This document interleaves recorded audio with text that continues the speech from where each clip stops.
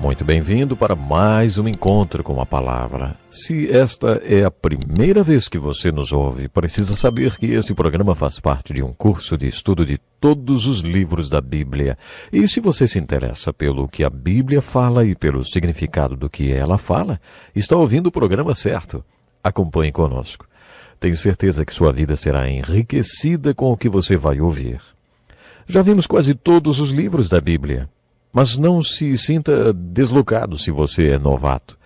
Todos são bem-vindos. Temos muito a aprender com o livro que estudaremos a partir de hoje, a Epístola de Tiago. A Epístola de Tiago é um livro muito prático. Você vive aquilo em que realmente acredita. O resto é só conversa religiosa, e ninguém precisa de conversa religiosa. O homem que escreveu a epístola que vamos estudar não disse isso, mas essas palavras sintetizam muito bem a mensagem de sua carta. Ouça com atenção como começa a Epístola de Tiago. Tiago, servo de Deus e do Senhor Jesus Cristo, às 12 tribos dispersas entre as nações, saudações. Meus irmãos, considerem motivo de grande alegria o fato de passarem por diversas provações, pois vocês sabem que a prova da sua fé produz perseverança. E a perseverança deve ter ação completa, a fim de que vocês sejam maduros e íntegros, sem lhes faltar coisa alguma. Se algum de vocês tem falta de sabedoria, peça a Deus, que a todos dá livremente de boa vontade, e lhe será concedida. Peça-a, porém, com fé, sem duvidar, pois aquele que duvida é semelhante à onda do mar, levada e agitada pelo vento. Não pense tal pessoa que receberá coisa alguma do Senhor, pois tem mente dividida e é instável em tudo o que faz. Feliz é o homem que persevera na provação, porque depois de aprovado receberá a coroa da vida, que Deus prometeu aos que o amam. A Epístola de Tiago é uma das minhas preferidas. Ela é muito prática. Sou adepto do estudo da Bíblia que enfatiza a prática do seu conteúdo e que faz uma abordagem devocional dela.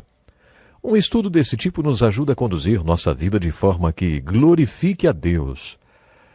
Como esta é a ênfase do nosso curso, o Encontro com a Palavra, a Epístola de Tiago se tornou minha preferida. Você deve estar lembrado da discussão sobre a autoria do livro de Hebreus, que mostramos quando começamos a estudar as cartas gerais. Estas cartas são assim denominadas porque foram dirigidas a diversos grupos ou indivíduos em geral. As cartas de Paulo tinham um endereço certo, um destino certo. Por exemplo, a carta aos Efésios, aos Coríntios e aos Colossenses. Este não foi o caso das cartas gerais. Estes livros, o de Hebreus e o de Tiago, foram endereçados a pessoas em geral e não foram escritos por um só autor, mas por vários, como Tiago, João, Pedro e Judas.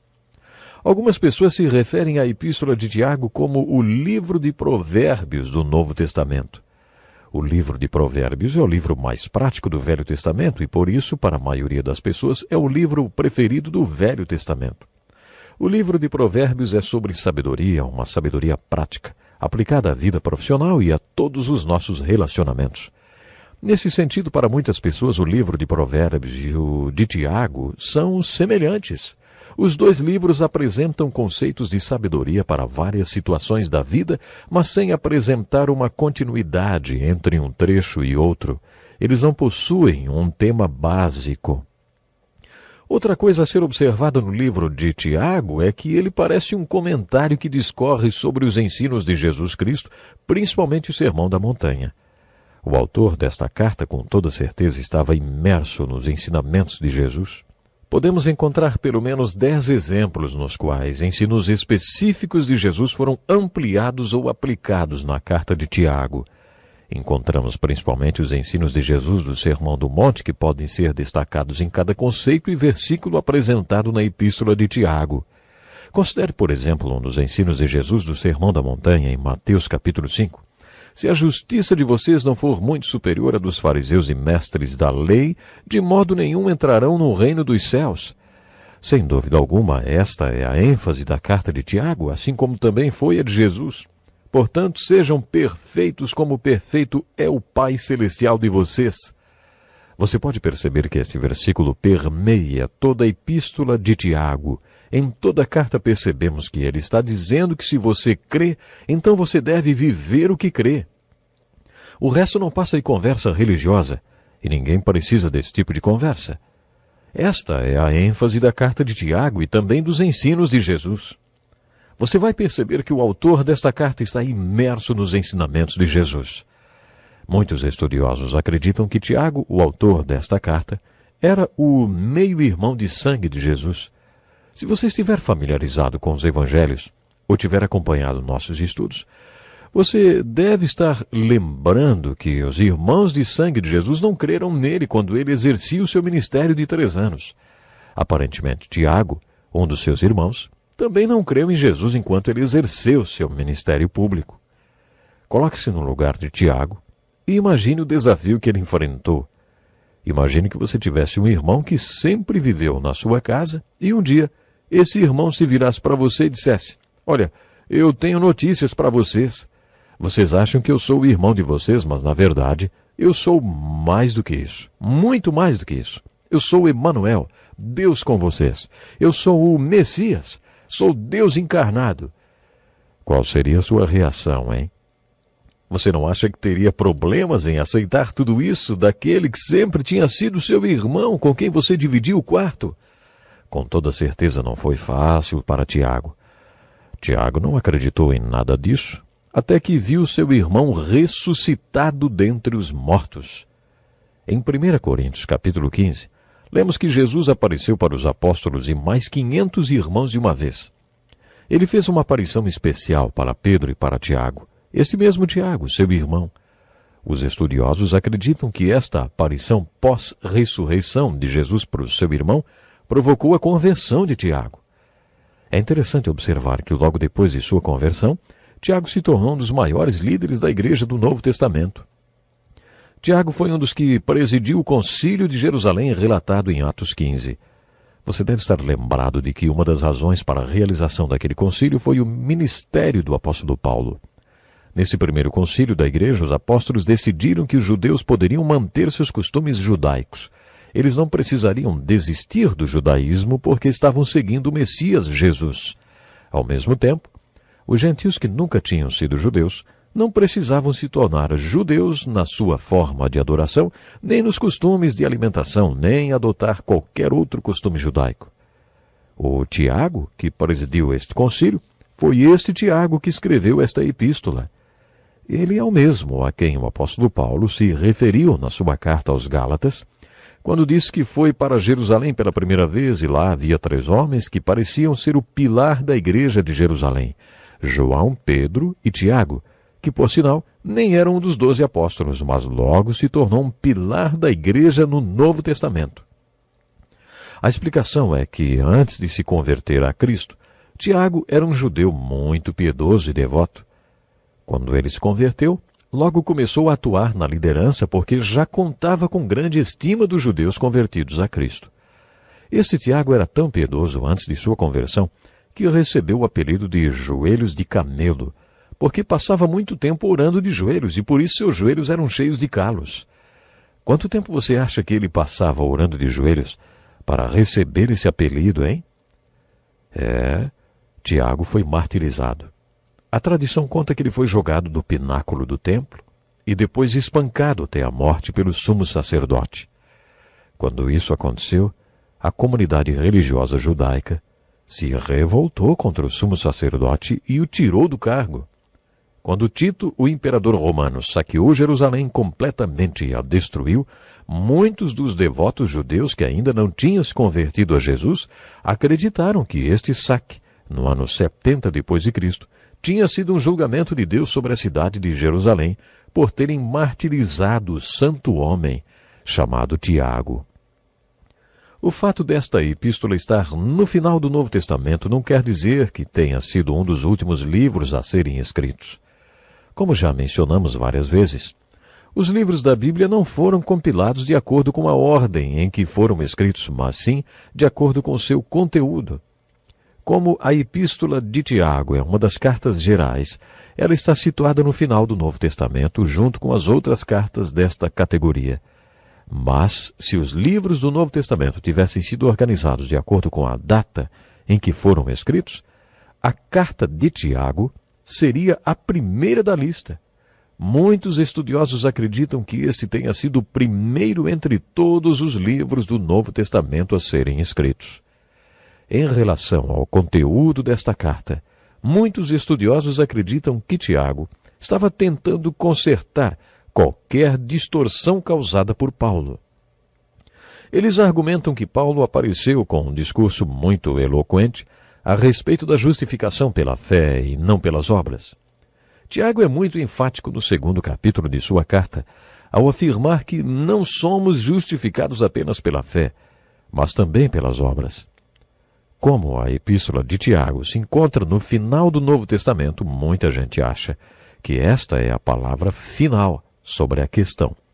Só que naquela época ninguém tinha lido as cartas aos Gálatas ou aos Romanos ainda, nem qualquer outra carta de Paulo. As cartas de Paulo foram escritas depois da carta de Tiago. Muitos acreditam que ele a tenha escrito antes mesmo que houvesse qualquer gentil na igreja. É por isso que a carta de Tiago parece muito judaica e até legalista. Sua ênfase está na prática. Mesmo que esta carta não se assemelhe em nada às cartas aos Romanos e aos Hebreus, verdadeiros tratados teológicos, a carta de Tiago também traz alguns temas muito determinantes. Os 12 primeiros versículos do 1º capítulo resumem toda a epístola. Observamos que Tiago era um homem que, além de se preocupar com o que era aparente, também se preocupava com a essência das coisas. A ênfase de Tiago se assemelha muito à de Jesus. Jesus não se importava com a aparência externa das coisas ou das pessoas. Para Jesus não importava a aparência externa, mas as questões internas, o homem interior. Jesus enfatizava a atitude em relação a tudo o que acontecia e os motivos que levavam a tais atitudes, a fonte delas. A essência da epístola de Tiago mantém os mesmos padrões de Jesus. Deixo um desafio para você: leia toda a carta de Tiago de uma só vez. Ficamos por aqui, Deus lhe abençoe. Seja muito bem-vindo para mais um encontro com a palavra. Estamos começando mais um programa dedicado ao estudo da Bíblia. É uma alegria muito grande para nós ter você conosco. No último programa iniciamos o estudo da Epístola de Tiago, irmão de sangue de Jesus e um dos líderes da igreja em Jerusalém. Apesar da Epístola de Tiago estar no final do Novo Testamento, estudiosos acreditam que ela tenha sido escrita bem no início da igreja, quando ainda nem havia gentios na igreja. A ênfase desta carta é muito prática. Os primeiros 12 versículos do 1º capítulo são um resumo da Epístola de Tiago. Aprendemos que Tiago, assim como Jesus, não estava preocupado com a aparência das coisas, mas com o interior delas, com a sua essência. No 1º capítulo, Tiago fala sobre a fonte e a sequência da salvação. Primeiro, ele fala sobre a fonte e a sequência do que chamamos de tempestades. Todos nós passamos por tempestades em nossas vidas. Tiago recomenda: considerem motivo de grande alegria o fato de passarem por diversas provações. Todos nós passamos por problemas e todos nós temos as nossas provações, não é mesmo? Observe que nas epístolas gerais, quer seja Hebreus, Tiago, Pedro, João e Judas, escritas pelos apóstolos para o povo perseguido, logo no início delas, eles têm uma palavra a respeito do sofrimento. Eles sempre tinham palavras de conforto e consolação para aqueles que estavam sofrendo. O povo precisava de alguma perspectiva diante de tanto sofrimento. Todas as cartas gerais abordam a questão do sofrimento pelo qual todos os primeiros seguidores de Cristo estavam passando. Tiago aborda o sofrimento na introdução de sua carta de maneira muito bonita e recomenda que contemos nossas alegrias no meio do sofrimento ou da provação. Tiago estava falando de problemas, provas, tribulações. Considerem motivo de grande alegria o fato de passarem por diversas provações. Em todo o mundo e em toda a história da igreja, pessoas têm passado por tribulações e tempestades na vida. Todos sabem que isso faz parte da vida. A vida é difícil. Muitas vezes não admitimos que temos problemas porque temos aquela ideia de que não nascemos para passar por problemas. Os problemas são parte real da nossa vida. A diferença entre um homem e um menino é que o homem sabe como lidar com os problemas. Esta é uma perspectiva bem realista da vida. Todas as cartas gerais tomam esta posição. O sofrimento faz parte da vida. Por isso, Tiago inicia sua carta dizendo: considerem motivo de grande alegria o fato de passarem por diversas provações. Em outras palavras, não considerem as tribulações, catástrofes e calamidades como se não devessem acontecer nunca. Recebam bem estas fases da vida, porque elas produzem maturidade e um caráter espiritual em vocês. Observe como Tiago desenvolve sua argumentação a respeito do sofrimento. Poderíamos sintetizá-lo assim: a provação da fé leva à confiança da fé. Se você permitir que a provação da fé o leve à confiança da fé, então experimentará o triunfo da fé, que ele chama de a coroa da vida. Tiago explica que quando passamos por uma tempestade na vida e somos provados, geralmente atingimos o ponto em que não sabemos o que fazer. E quando atingimos este ponto e percebemos que precisamos de sabedoria além da que temos, então, de acordo com Tiago, a provação da fé nos leva à confiança da fé. Quando faltar sabedoria, peça a Deus. Peça ao seu Pai Celeste, porque Ele terá alegria em dá-la a você. Ele vai derramar sabedoria sobre sua vida e então suas atitudes serão de acordo com a sabedoria que Ele lhe deu no meio da tribulação e você receberá a coroa da vida. Vamos supor que minha filha me ligasse da cidade onde está estudando e me dissesse que simplesmente não sabe mais o que fazer. Pai, as provas começam sábado e eu fiquei doente com a garganta inflamada e amidalite. Para piorar, eu caí da escada e acho que quebrei as pernas. Imagine que depois de despejar tudo isso pelo telefone, ela ainda desabasse a chorar e dissesse: pai, eu não sei o que fazer. Se isso acontecesse, eu ficaria muito comovido por ela vir me procurar, buscando uma solução, não é? Ela saberia que poderia recorrer à minha fonte de sabedoria infinita e dizer: pai, eu não sei o que fazer, diga-me o que eu devo fazer. Você acha que eu teria coragem de dizer: ah, se vire, minha filha, já tenho os meus problemas e ainda você quer que eu resolva os teus? Vocês acham que eu teria coragem de fazer isso? Qualquer pai ficaria sensibilizado se seu filho o procurasse, buscando palavras de sabedoria. Como pais, temos prazer em passar nossa sabedoria para nossos filhos e resolver seus problemas com eles. O que Tiago está dizendo na introdução de sua carta é que quando somos provados a ponto de não sabermos o que fazer, podemos nos voltar para nosso Pai nos céus e nos abrir com Ele. Paulo escreveu: e porque vocês são filhos, Deus enviou o Espírito de seu Filho ao coração de vocês, e ele clama: Abba, Pai. Abba, que significa meu paizinho. Se você fizer isso, Deus vai repartir com você a sabedoria dele, e você poderá reagir às tempestades da sua vida com a sabedoria que recebeu do Pai Celestial. E verá que funciona e receberá a coroa da vida. Esse é o melhor teste de fé que leva à confiança de fé, e a confiança de fé leva ao triunfo de fé, ou à coroa da vida. Mas bem no meio dessa passagem, quando Tiago fala sobre a fonte e a sequência das tempestades, ele fala mais uma coisa. Quando alguém for tentado, jamais deverá dizer: estou sendo tentado por Deus. Tiago se preocupava com a fonte das questões.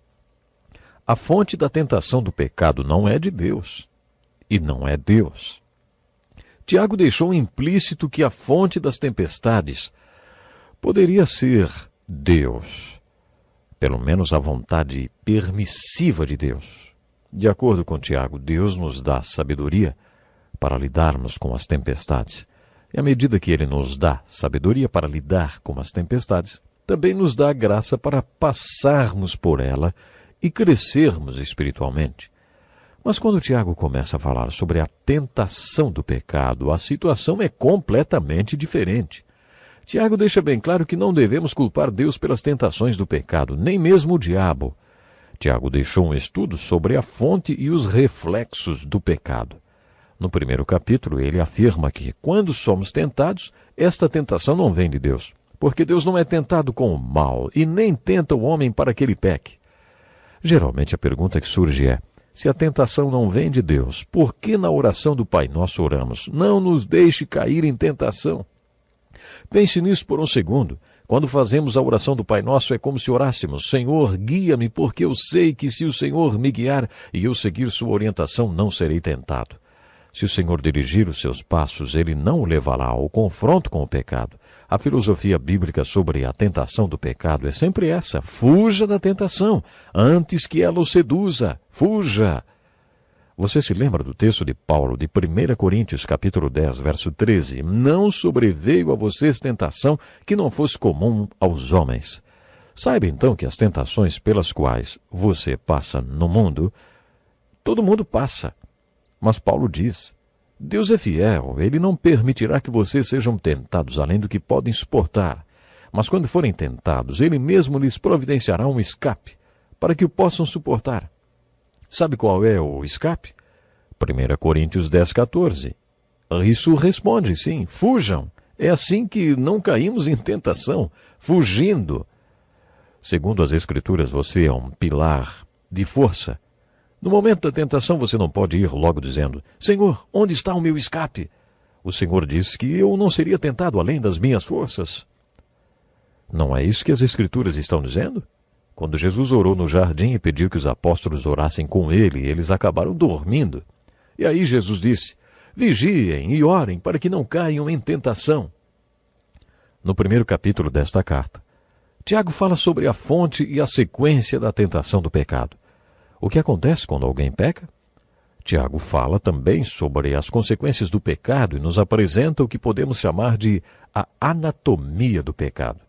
Ele deixa bem claro que a tentação não vem de Deus nem do diabo, a tentação vem de dentro de nós. De acordo com Tiago, tentação não é pecado.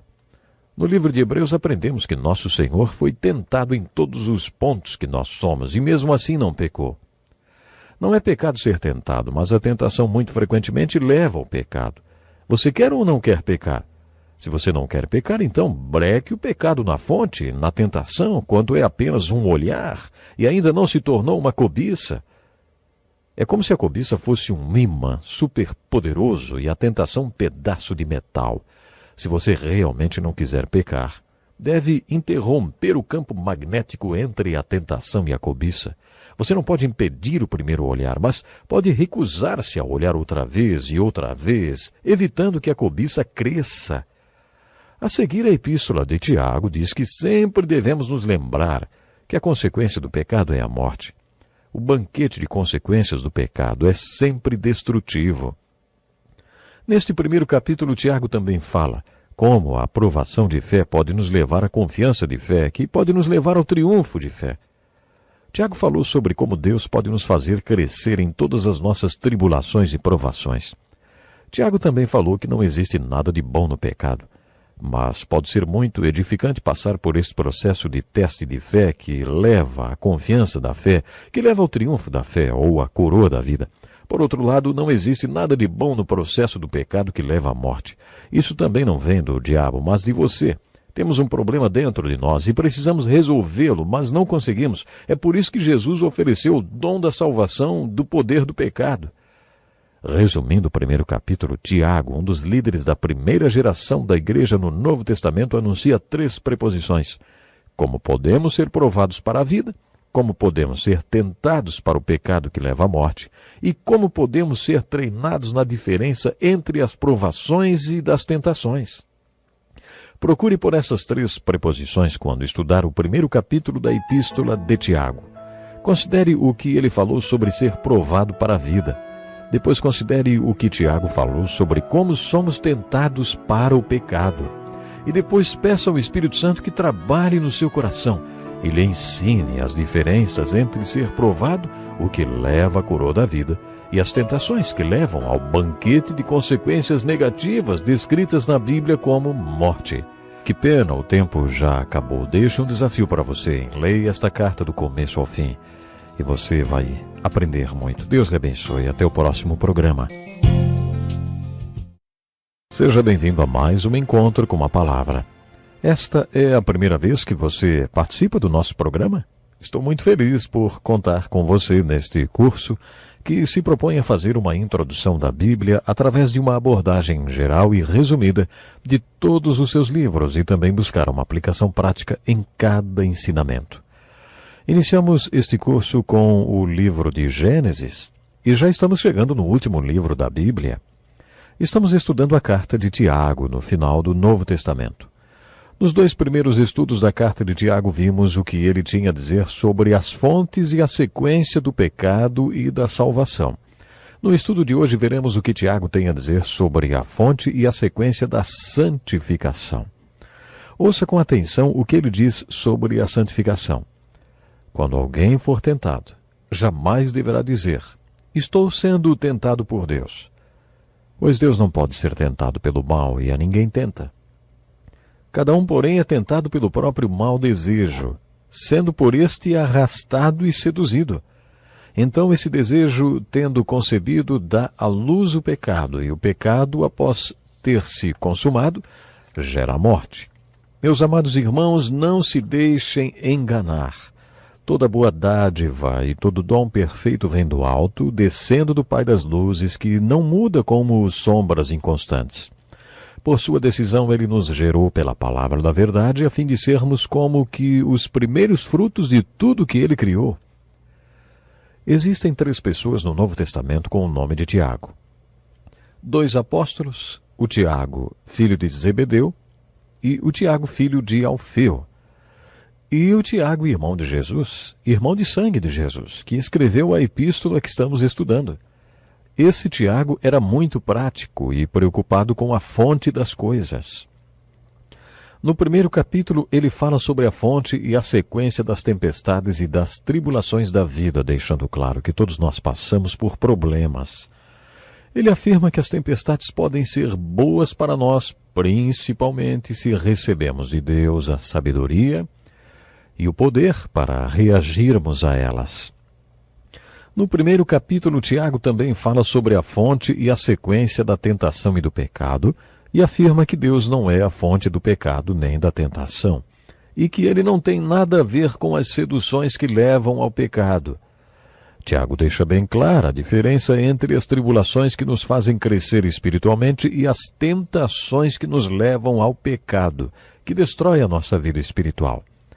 No capítulo 1, observamos que Tiago apresenta a anatomia do pecado e fala sobre a fonte do pecado, as sutilezas do pecado, a sequência do pecado, as seduções do pecado e o que podemos chamar de a sentença do pecado. O pecado tem o seu preço, a morte, mas Tiago também dá as boas novas de que existe solução para o pecado. Além de falar sobre as tempestades da vida que todos nós enfrentamos, Tiago também fala sobre o que chamamos de a anatomia do pecado. Tiago diz que o pecado começa quando vemos algumas coisas que desejamos, como a sedução, que ainda não é o pecado. Mas depois que você olha para o objeto do seu desejo e começa a pensar que quer aquilo, de acordo com Tiago, acontece a cobiça. Se você não fizer algo a respeito desse mau desejo, dessa sedução que leva à cobiça, que leva ao pecado, você vai acabar pecando. E aí, o salário do pecado será a morte. Tanto Tiago como Jesus quiseram que entendêssemos essa sequência e os reflexos da tentação. No Sermão da Montanha, Jesus disse assim: qualquer que olhar para uma mulher para desejá-la, já cometeu adultério com ela no seu coração. Tem gente que não compreende o que Jesus falou e acha que pensar em adultério é a mesma coisa que adulterar. Mas não foi isso que Jesus falou. Jesus estava dizendo que se você realmente não quer cometer adultério, então deve vencer a batalha, enquanto o adultério é um pensamento, um desejo. É nesse ponto que você vence a batalha, não quando confronta a tentação. Se você não aprender a controlar a sua disposição mental, os seus pensamentos em relação à tentação, então da próxima vez que encontrar alguém com a mesma disposição, o pecado vai acontecer. Você deve parar com o pecado na sua fonte, quando é apenas um desejo, uma cobiça, antes de confrontar a tentação. Caso contrário, você vai se deixar seduzir pelo seu desejo. A razão pela qual tanto Jesus como Tiago falaram sobre a mesma questão é que esta é a solução para este tipo de pecado. Tiago conclui o primeiro capítulo anunciando as boas novas de que há solução para o problema do pecado sexual. A palavra de Deus. O plano de Deus é que nasçamos de novo através da sua palavra. A palavra de Deus nos leva à regeneração e, através da regeneração, experimentamos a solução para o problema do pecado. Tiago e Pedro ensinaram o mesmo conceito. Em sua primeira carta, Pedro ensinou que a palavra de Deus é como uma semente incorruptível. No original grego, semente é a mesma palavra usada para o esperma. Quando essa semente incorruptível, ou este esperma, é plantado no coração de fé, acontece uma concepção da vida. Quando um espermatozoide se une a um óvulo, ocorre a concepção. Depois a gestação de 9 meses, que acaba na crise do nascimento. O nascimento é seguido pelo crescimento e pelo desenvolvimento. Pedro fala sobre isso no final da sua primeira carta e Tiago fala sobre a mesma coisa no final do primeiro capítulo da carta que escreveu. Ele ensina que a palavra de Deus é o agente do Espírito Santo ou de Deus, que pode criar vida no seu coração e gerar a experiência da regeneração. A regeneração dá o poder para viver superando o pecado. Confira tudo isto lendo o primeiro capítulo da carta de Tiago. Depois de falar sobre a fonte e a sequência do pecado, Tiago anuncia as boas novas sobre a fonte e a sequência da salvação. E depois ele anuncia as boas novas de que encontramos a solução para o pecado na palavra de Deus. Ele inicia uma importante exortação que continua pelo capítulo 2 sobre a importância de obedecer à palavra de Deus. Preste bem atenção agora na conclusão do primeiro capítulo dessa carta. Tiago escreve: Meus amados irmãos, tenham isto em mente. Sejam todos prontos para ouvir, tardios para falar e tardios para irar-se, pois a ira do homem não produz a justiça de Deus. Portanto, livrem-se de toda impureza moral e da maldade que prevalece, e aceitem humildemente a palavra implantada em vocês, a qual é poderosa para salvá-los. Sejam praticantes da palavra e não somente ouvintes, enganando-se a si mesmos. Aquele que ouve a palavra, mas não a põe em prática, é semelhante a um homem que olha a sua face num espelho e depois de olhar para si mesmo sai e logo esquece sua aparência. Mas o homem que observa atentamente a lei perfeita, que traz a liberdade, e persevera na prática dessa lei, não esquecendo o que ouviu, mas praticando-a, será feliz naquilo que fizer. Tiago deixou claro que a palavra trabalha como o agente de Deus que traz regeneração, se respondermos a ela da maneira apropriada. Ele também fala sobre a importância de obedecer a palavra de Deus e usa uma metáfora, falando que a palavra de Deus é como um espelho. Por que uma das primeiras coisas que fazemos todo dia de manhã é olhar no espelho? Porque queremos ver nosso status, o desastre que estamos e o que podemos fazer a respeito. Para diminuir o caos, tenho que lavar o rosto, me barbear, pentear o cabelo. Eu seria louco se não fizesse nada a respeito do que vejo no espelho todo dia de manhã. Segundo Tiago, é isso que acontece quando olhamos para a palavra de Deus, que é o espelho inspirado de Deus. Temos de tratar das nossas imperfeições. Por isso ele diz: sejam praticantes da palavra e não somente ouvintes. Ao enfatizar mais uma vez a importância de obedecer e praticar a palavra de Deus, Tiago ensina a mesma coisa que seu irmão Jesus ensinou. Jesus ensinou através da parábola do semeador, que quando o semeador semeia a semente, essa semente não produzirá frutos até que penetre no solo, superando o obstáculo das pedras e das ervas daninhas. Jesus ensinou a aplicar esta parábola. Ele diz que a palavra não produzirá qualquer fruto até que penetre no entendimento dos seus ouvintes. Quando as pessoas não entendem o ensino da Escritura, é como se a palavra de Deus fosse a semente que caiu no solo que está sendo pisoteado, um solo despreparado. Jesus também ensinou que não haverá fruto enquanto a palavra de Deus não penetrar no centro da vontade do homem. Não haverá fruto até que as sementes superem as ervas daninhas que correspondem aos cuidados deste mundo, ao engano das riquezas e aos prazeres que sufocam a palavra. Nada vai acontecer enquanto a palavra de Deus não penetrar no entendimento e vencer todos os obstáculos. Nesta epístola, Tiago ensina basicamente a mesma coisa. Ele compara a Escritura a um espelho. Quando você se olha no espelho, enxerga as suas imperfeições. O propósito ou a função do espelho é mostrar as imperfeições que precisam ser corrigidas. Quando você olha no espelho perfeito de Deus, a palavra de Deus mostra a você a lei do pecado e da morte na sua vida. Ela mostra como você é a luz da lei de Deus para que você faça algo a respeito.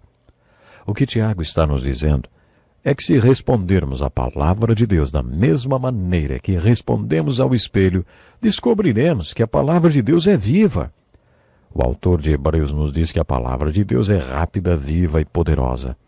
A palavra rápida é outro significado para viva. O autor de Hebreus também afirma que a palavra de Deus é como uma espada de 2 gumes.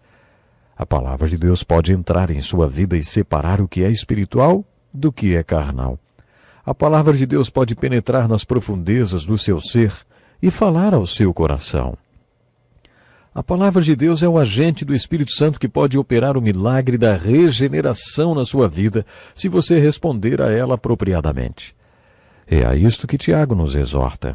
Ele ainda caçoa daqueles que leem a palavra, mas não a obedecem. Ele diz que essas pessoas são como um homem que olha seu rosto no espelho e depois não faz nada a respeito do que viu. O meu tempo já está acabando e eu encerro o programa de hoje deixando com você este desafio. Olhe-se todos os dias no espelho da palavra de Deus.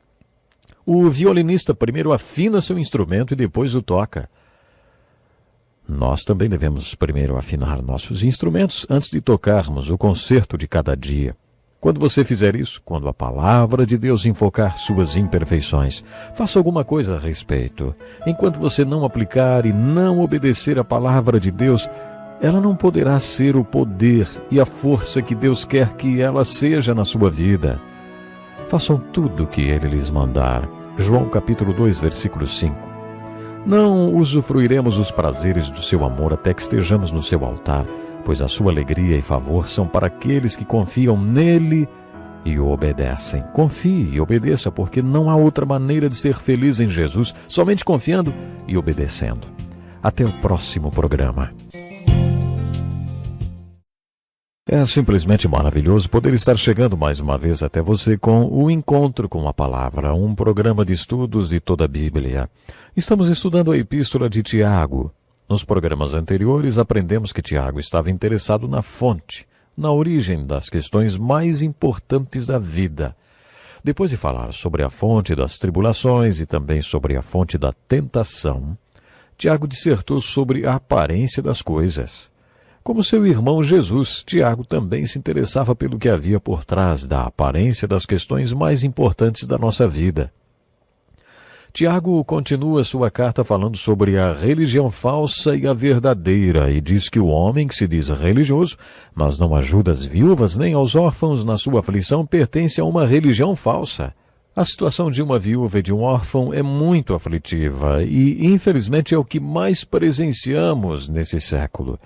Em decorrência do número absurdo de divórcios, existe uma epidemia de viúvas e órfãos. Além daquelas pessoas que passam pela perda do cônjuge de um dos pais ou dos filhos, existem também as viúvas e os órfãos criados pelo divórcio, que sofrem a dor da perda e da rejeição. As pessoas que passam por esta situação devem ser vistas com atenção especial pela igreja. Elas são como um campo maduro, pronto para a colheita. O que observamos hoje em nosso país é uma grande necessidade de seguidores de Cristo que sejam sal e luz e exerçam a verdadeira religião definida por Tiago, ajudando a estas pessoas divorciadas e a seus filhos. Um dia, estava num orfanato brincando com algumas crianças quando um dos meninos me perguntou: "Ei, tio, o senhor vive numa casa?" Sabe, aquilo tocou meu coração, porque ele vivia numa instituição e sonhava em ter alguém que chegasse, jogasse bola com ele no quintal e depois o levasse para dentro de casa. Por isso ele perguntou: "Ei, tio, o senhor vive numa casa?" Tiago consideraria a situação deste menino uma aflição. E se a nossa religião não fizer nada a respeito dos órfãos nem das viúvas, e hoje podemos acrescentar as pessoas divorciadas ou as mães que criam sozinhas seus filhos e os filhos que perderam seus pais por causa do divórcio e separação, sabe, então a nossa religião é falsa. Esse é um grande desafio para nós e para a igreja. Você percebe como Tiago era prático? Tiago enfatizou a importância de ser um praticante da palavra e não apenas ouvinte. No capítulo 2, ele discute o que costumamos chamar de pessoa de duas caras e pessoa verdadeira. Ele diz que se alguém chegar na sua igreja e você medi-la baseando-se nas suas características externas, você estará desrespeitando essa pessoa. Imagine que pare em frente à sua igreja um carrão com chofer e dele saia um homem muito bem vestido. Você o recebe e o coloca sentado num bom lugar na igreja. Isso é respeitar a pessoa. Agora, imagine que chegue outro homem a pé, usando roupas muito simples e trabalhador, como quem acabou de vir do serviço, e você o coloca lá no fundo da igreja para não incomodar ninguém. Isso é pecado. Desrespeitar uma pessoa é avaliá-la de acordo com sua aparência externa.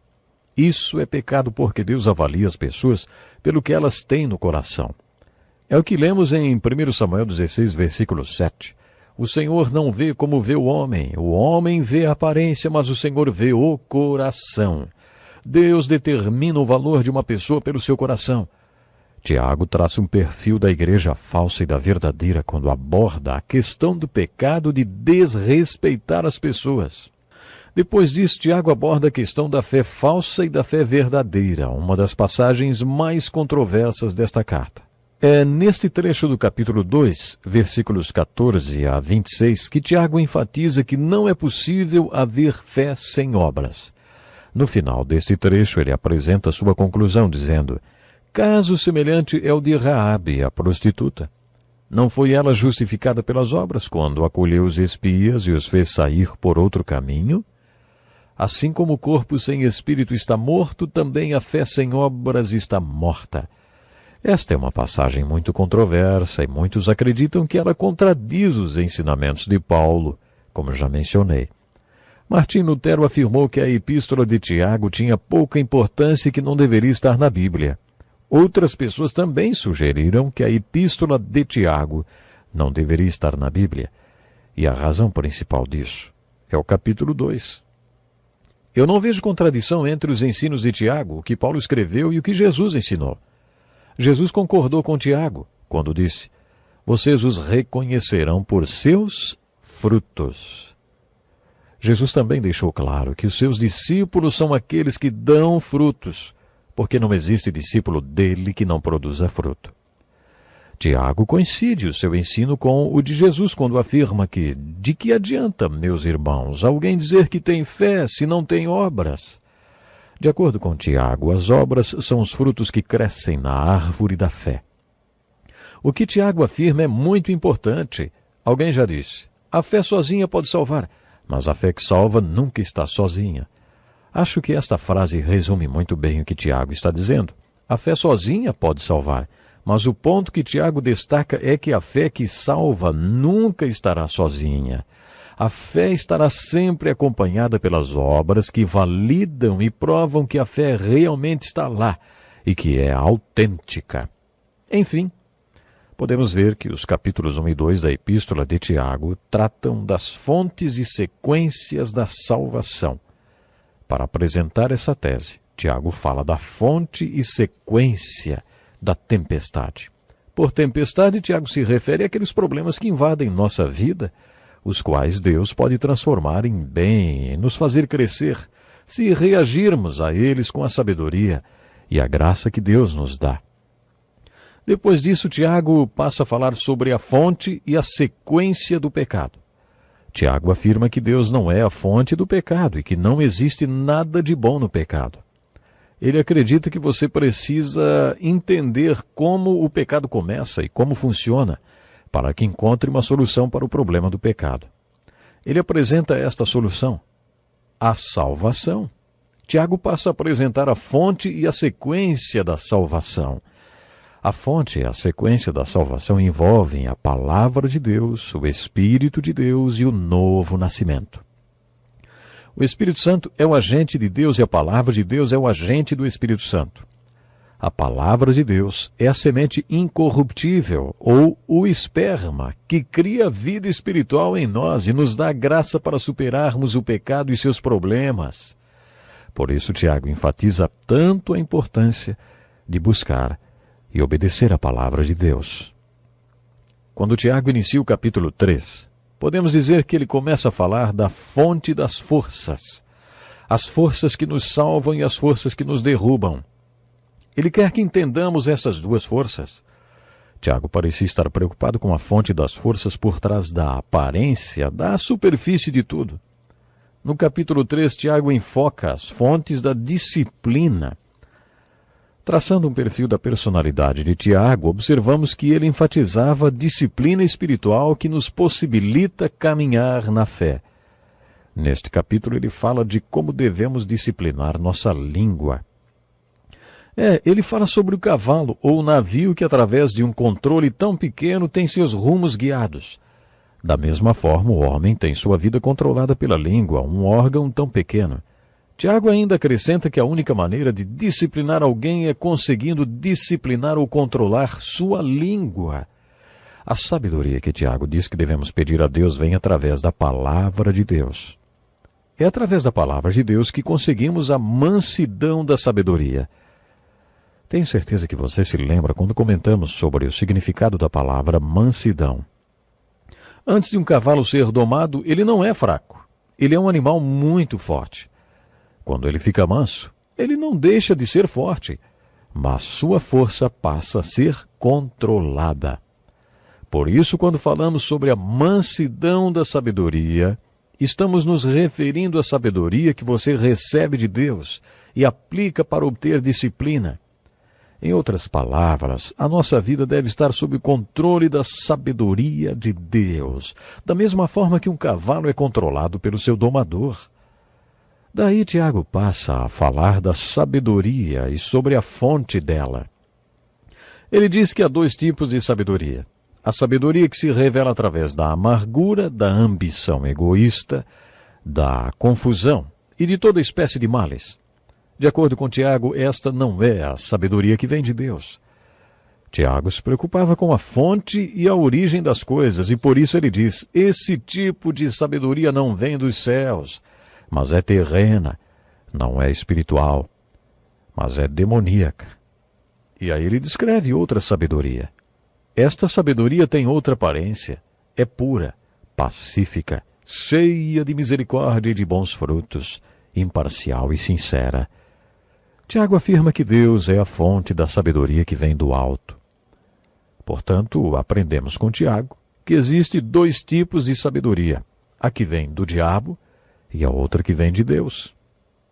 Tiago afirma que esses dois tipos de sabedoria podem crescer no solo das nossas vidas.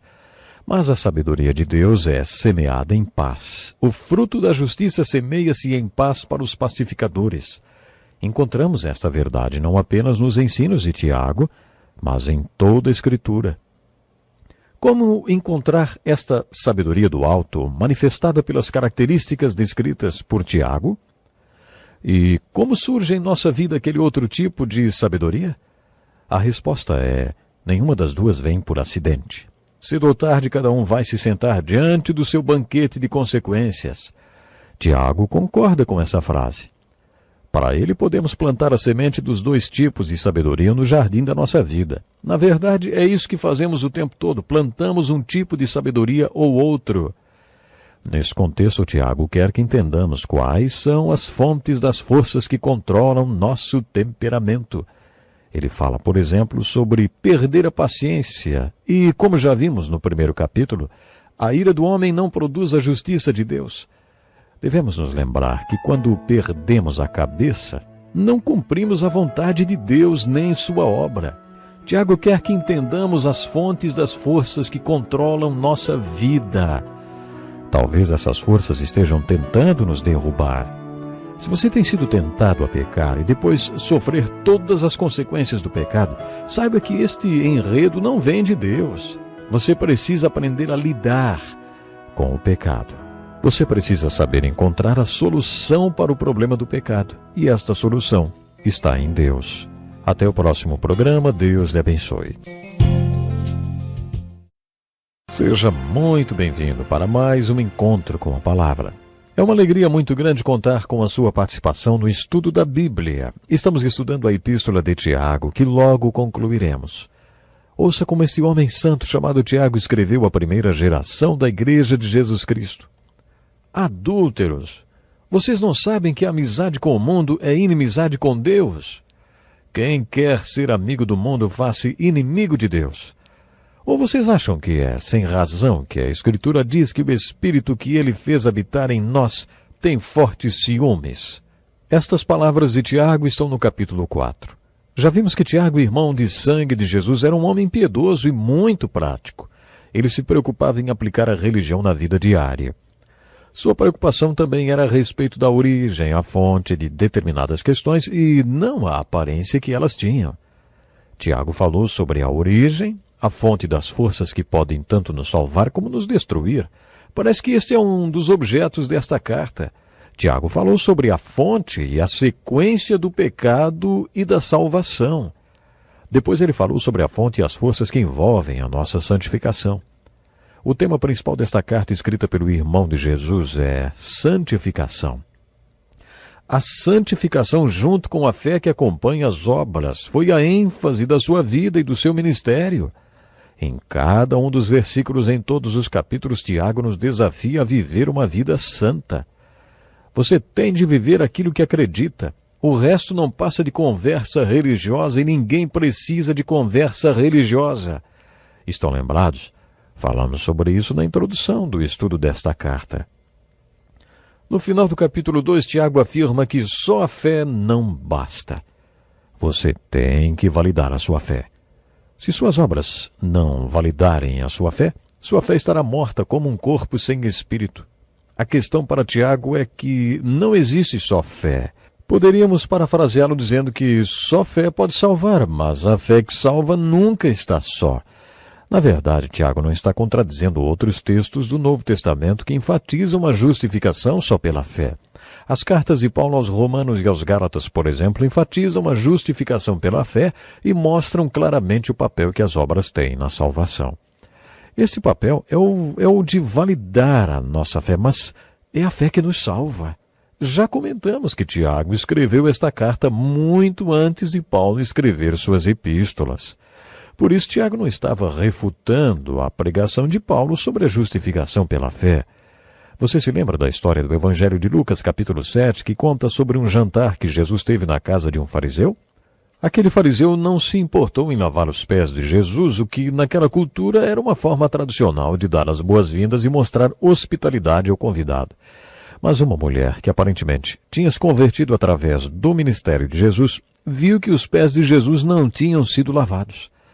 É possível que ela fosse uma prostituta e, apesar disso, ela caiu aos pés de Jesus, os lavou com suas lágrimas e os secou com seus cabelos. Enquanto isso acontecia, o fariseu ficou ali parado, olhando e pensando se Jesus permitiria aquilo se soubesse que tipo de mulher ela era. Mas Jesus usou a atitude da mulher para ilustrar a fé. Ele disse ao fariseu: 2 homens deviam ao certo credor. Um lhe devia 500 denários e o outro 50. Nenhum dos dois tinha com que lhe pagar, por isso perdoou a dívida a ambos. Qual deles o amará mais? O fariseu: suponho que aquele a quem foi perdoada a dívida maior, não? Ah, você julgou bem, disse Jesus. Jesus quis que ele entendesse o que estava acontecendo ali. O fariseu achava que tinha poucos pecados e, portanto, a seu ver, seu débito era muito baixo. E o perdão que tinha recebido, na verdade, não significava muito para ele. E ele não dedicava tanto amor por Jesus por causa da maneira como via seu pecado. Mas aquela mulher tinha um débito muito grande, e quando ela entendeu a dimensão do perdão que tinha recebido, viu que seu débito com Jesus era muito alto, e por isso o amava tanto. Jesus concluiu dizendo: portanto, eu lhes digo, os muitos pecados dela lhe foram perdoados, pois ela amou muito. Jesus estava dizendo ao fariseu que ele tinha entendido tudo errado. O fariseu era o verdadeiro pecador ali. Aquela mulher era pecadora, mas salva pela graça e pela fé.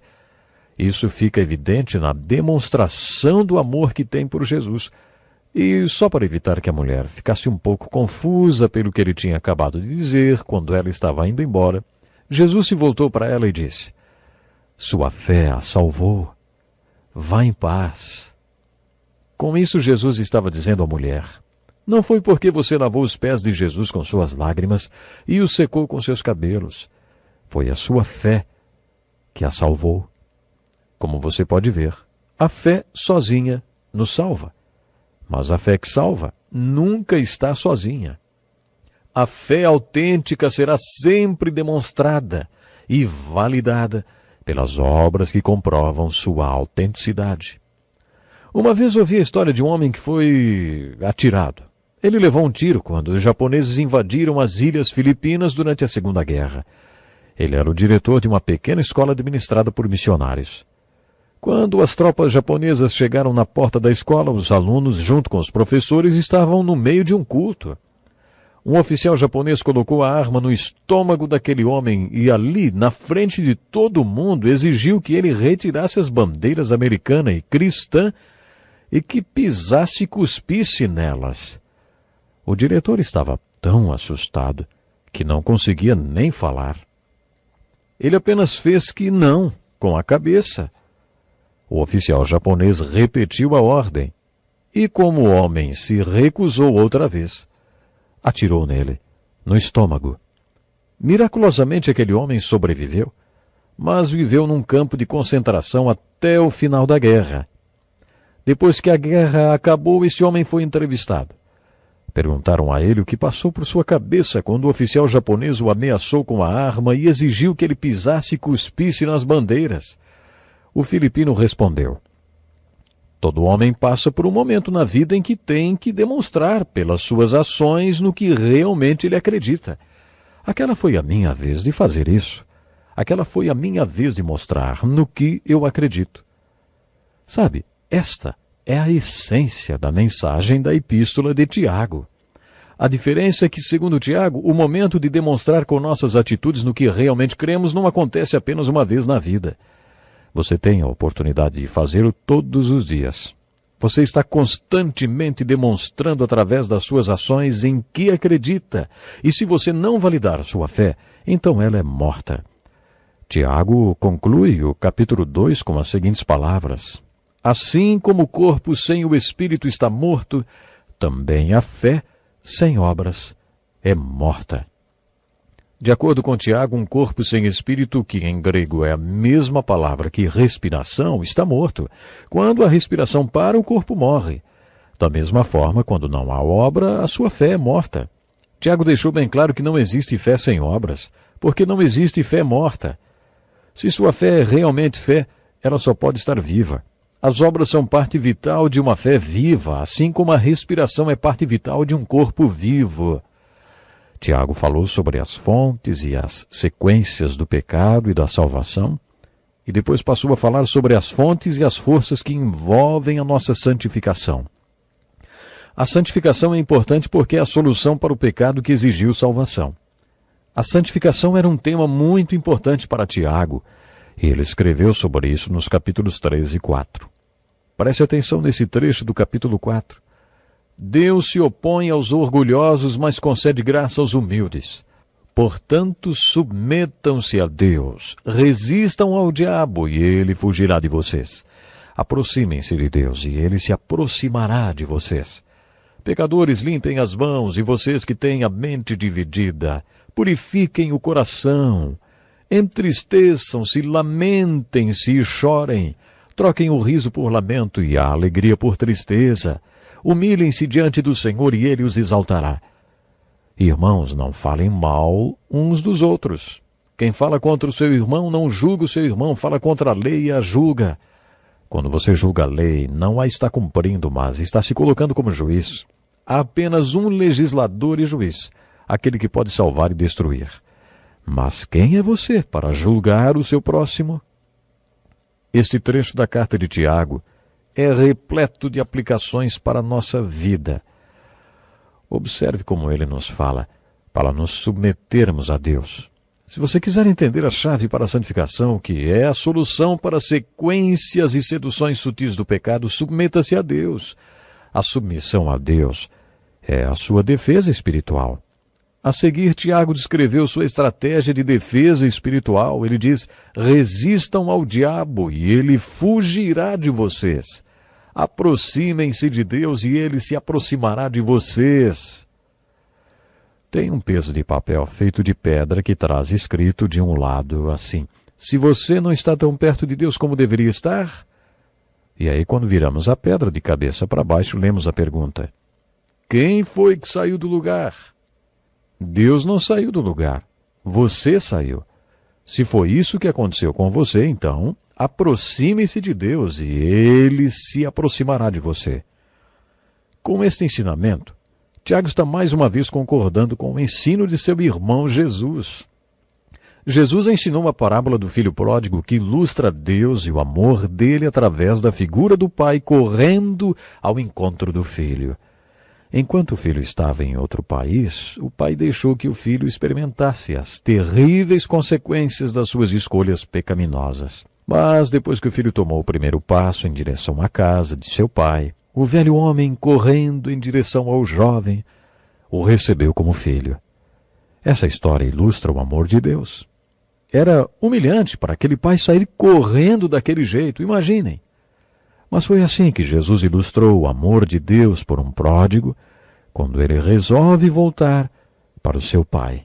Por isso o ensino de Tiago se assemelha ao ensino de Jesus. Aproximem-se de Deus, e ele se aproximará de vocês. Antes de encerrar o programa de hoje, ouçam o meu desafio. Você acredita? Você realmente acredita que Deus o ama? Alguns de nós têm uma autoimagem tão pobre que tem dificuldade de acreditar que alguém possa realmente amá-los, principalmente Deus, que nos conhece por completo. E às vezes nossos pecados tornam o crer no amor de Deus ainda mais difícil. Mas eu estou aqui para dizer, na autoridade da palavra de Deus: ei, Deus ama você. Deus ama você. Ficamos por aqui hoje. Seja muito bem-vindo a mais um encontro com a palavra. Se essa é a primeira vez que você ouve o nosso programa, boas-vindas especiais para você. Este é um programa de estudo de todos os livros da Bíblia, traduzido para várias línguas e transmitido para várias partes do mundo. Estamos estudando a Epístola de Tiago no Novo Testamento e já chegamos ao capítulo 4, que é a parte mais prática desta carta. Neste capítulo, Tiago escreveu: pecadores, limpem as mãos, e vocês que têm a mente dividida, purifiquem o coração. Tiago, mais uma vez, concorda com a mensagem de Jesus. Isso acontece várias vezes em sua carta. Jesus falou: bem-aventurados os puros de coração. Quando Tiago escreveu: purifiquem o coração, ele estava falando a mesma coisa que Jesus disse quando falou que os puros de coração são bem-aventurados. A palavra grega usada por Tiago e por Jesus para puro e purificar significa cortar fora. O conceito é de literalmente cortar fora de nossos corações qualquer coisa que não deveria estar lá. No Salmo 86, versículo 11, o salmista orou assim: ensina-me o teu caminho, Senhor, para que eu ande na tua verdade. Dá-me um coração inteiramente fiel. É a mesma exortação que Tiago dá. Vocês que têm a mente dividida, purifiquem o coração, ele diz. Em outras palavras, não sejam instáveis por causa de uma mente dividida. Purifiquem seus corações e tenham uma mente firme. Não sejam instáveis por causa de uma mente dividida. Purifiquem seus corações.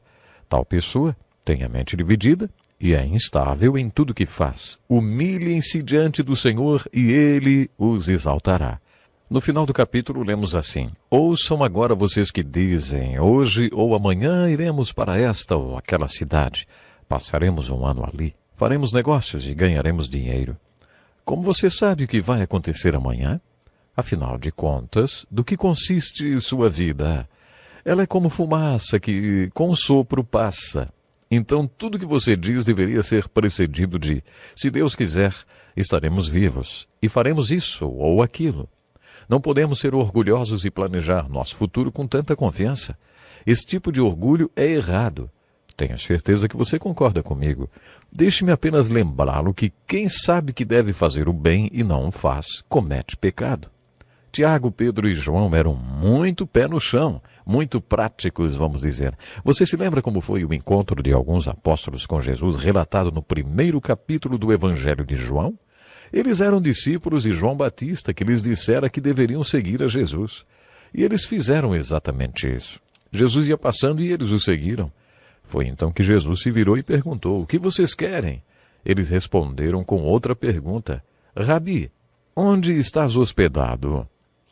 Alegoricamente, eles estavam perguntando onde Jesus vivia tudo o que ensinava. Onde Jesus vivia tudo o que ensinava. Eles não queriam saber de teologia teórica. Eles queriam saber se aquilo que Jesus ensinava realmente estava em funcionamento. Jesus respondeu: "Venham e verão." Lemos que eles foram, viram onde Jesus vivia. Aqueles homens eram muito práticos e preocupados como viver a vida. Eles estavam interessados na aplicação do ensinamento de Jesus. No capítulo 4 desta carta, percebemos que Tiago desencorajou planos de longo prazo. Isso é particularmente interessante para mim, porque eu sempre lutei com essa questão. Como pastor, já passei pela experiência da liderança da igreja olhar para mim buscando uma visão, uma estratégia, um plano. Quando olho para os últimos 15 anos, fico surpreso ao ver como o Senhor sabia o que estava fazendo. O Senhor, sim, tinha um plano e uma estratégia. Sabe, eu preciso admitir, tem que haver um equilíbrio. Uma vez eu tive que enfrentar um grupo inteiro de líderes e dizer para eles que aquele era o meu jeito de trabalhar, sem muitos planos estratégicos. Era daquele jeito que eu trabalhava com Deus e Deus trabalhava comigo. No outro dia de manhã li um texto de Provérbios que dizia que o homem tolo não tem planos e ainda se gaba disso. Só então percebi que não ter uma estratégia ou um plano não é necessariamente uma virtude. Mas Tiago está dizendo que ninguém pode planejar o futuro com tanta precisão. Você não sabe se não será hoje que o Senhor vai levá-lo para casa? Como você se sentiria planejando coisas para daqui a 15 anos se o Senhor voltar amanhã, hein? Você não se sentiria ridículo com seu plano de 15 anos? Essa exortação de Tiago me faz lembrar que nós estamos nas mãos de Deus. Nosso tempo está nas mãos de Deus. Tudo que nos diz respeito está nas mãos de Deus. Devemos estar sempre conscientes de que, se Ele não nos der graça, saúde e vida no ano que vem, nós não faremos nada. No restante da carta, Tiago fala sobre o que chamamos de a sequência da solução de Deus. Tiago, assim como os outros apóstolos, aborda a questão da segunda vinda de Cristo, dizendo que ela era a solução final para todos os problemas da terra. Portanto, irmãos, sejam pacientes até a vinda do Senhor. Vejam como o agricultor aguarda que a terra produza a preciosa colheita e como espera com paciência até virem as chuvas do outono e da primavera. Sejam também pacientes e fortaleçam o seu coração, pois a vinda do Senhor está próxima. Irmãos, não se queixem uns dos outros, para que não sejam julgados. O juiz está às portas. Irmãos, tenham os profetas que falaram em nome do Senhor como exemplo de paciência diante do sofrimento. Como vocês sabem, nós consideramos felizes aqueles que mostraram perseverança. Vocês ouviram falar sobre a perseverança de Jó e viram o fim que o Senhor lhe proporcionou. O Senhor é cheio de compaixão e misericórdia. Os profetas do Velho Testamento e os autores do Novo Testamento todos enfatizaram a segunda vinda de Jesus Cristo, porque através de visão profética viam que ele trará a consumação da história humana e consertará tudo o que está errado no mundo. Tiago tem exortações muito práticas em toda a carta. Irmãos, não se queixem uns dos outros, para que não sejam julgados. O juiz já está às portas. Sempre que os profetas ou os autores do Novo Testamento mencionam a segunda vinda de Cristo, acrescentam uma aplicação prática. Afinal, que tipo de pessoa você deve ser diante da vinda de Jesus Cristo? Uma das exortações de Tiago é que você seja uma pessoa que não reclame dos outros. Minha mulher segue este conselho. Ela não falaria mal nem de Adolf Hitler. Se você comentar alguma coisa sobre Adolf Hitler com ela, ela dirá: "Ah, mas se não fosse por ele, hoje não teríamos a Volkswagen." Ela sempre busca uma coisa boa para falar da pessoa. Quando se converteu, ela fez um voto com Deus que, se não pudesse falar bem de alguém, então não falaria nada sobre a pessoa. Sabe, acho que Tiago ia gostar de ter a minha mulher na sua congregação. Ela não fala mal de ninguém. No final de sua epístola, Tiago faz uma exortação referente à vida do corpo, à igreja. Ele exorta para que um membro do corpo ministre para outro membro do corpo. Esse tipo de vida do corpo é ensinado em várias passagens do Novo Testamento. Todos os dons do Espírito destinam-se à edificação e cuidado do corpo da igreja. Se Deus me deu um dom, foi para que eu pudesse abençoar e edificar outros irmãos. No final do capítulo 5, versículo 16, Tiago traz mais uma exortação muito prática. Confessem os seus pecados uns aos outros e orem uns pelos outros para serem curados. A oração de um justo é poderosa e eficaz. Sabe, eu gosto muito deste versículo porque ele sugere que dois irmãos sejam sinceros um com o outro. Tiago não está dizendo para você procurar seu irmão e dizer, sabe, tenho observado que você tem cometido esse e esse pecado. Não é isso que Tiago está dizendo. Ele está falando para você confessar os seus pecados para o seu irmão, porque se você fizer isso, se estiver doente, seu irmão se sentirá no dever de orar por você. E se ele confessar os pecados dele para você, você se sentirá no dever de orar por ele. O resultado é que os dois receberão cura espiritual e suas orações serão tão honestas que terão um efeito maior. Por que então tentamos enganar uns aos outros quando estamos juntos? Você já reparou nisso? Quando encontramos outro crente, perguntamos, oi, como vai? Tudo bem? E ele responde, tudo às mil maravilhas, meu irmão. Mais tarde você acaba descobrindo que aquela pessoa estava passando por um dos piores dias de sua vida, mas não queria que você soubesse. Tiago era muito prático e diz que haverá momentos em que alguém na sua comunidade espiritual vai lhe perguntar, está tudo bem com você? Se você confiar nela, sabendo que ela não vai espalhar para toda a igreja que você contou, então você deve compartilhar com ela como você se sente e como estão as coisas com você. Essa pessoa se sentirá tocada ao orar por você. Tenho feito isso e às vezes as pessoas ficam assustadas porque acham que pastores não passam por problemas, mas acabam orando por mim.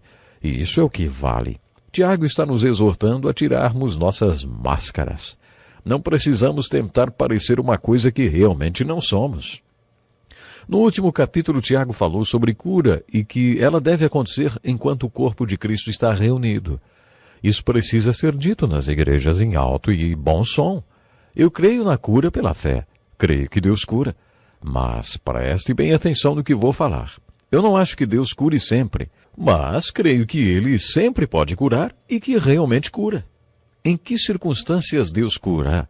A Bíblia não dá exemplos de ministros que tenham um ministério de cura tão poderoso que acabaram ficando famosos e ricos por causa dele. O que encontramos na Bíblia é o seguinte: entre vós, há alguém que está doente, que ele mande chamar os presbíteros da igreja para que estes orem sobre ele e o unjam com óleo em nome do Senhor. A pessoa que está doente deve ter fé suficiente para chamar os presbíteros ou líderes da igreja, que também devem ter fé suficiente quando forem chamados. A orientação é para que, quando chegarem, coloquem as mãos sobre a pessoa doente e a unjam com óleo. De acordo com Tiago, não é o óleo que cura a pessoa, mas a oração da fé. É interessante observar que a palavra óleo é a mesma usada para óleo medicinal. Portanto, poderíamos dizer, apliquem os remédios e orem. Tiago continua dizendo que se a pessoa doente tiver cometido pecado, seus pecados devem ser confessados e ela deve crer que foi perdoada. Às vezes, a culpa de pecados não confessados é parte muito crítica da doença. Esta passagem de Tiago sobre cura é muito importante. Ela nos fala que o Cristo vivo e ressurreto quer que a cura aconteça dentro da igreja. É isso que o capítulo 5 de Tiago nos diz, que a cura é ordenada para acontecer no contexto da igreja local. Todos nós, líderes da igreja, devemos ter fé suficiente para praticar o ministério de cura, de acordo com a instrução clara de Tiago, para curar as ovelhas do grande pastor, que as confiou aos nossos cuidados. Existem muitos outros princípios muito práticos nesta carta de Tiago. Leia, estude-a e peça a Deus que ela seja aplicada na sua vida e na vida da sua igreja. Deus lhe abençoe e até o próximo programa.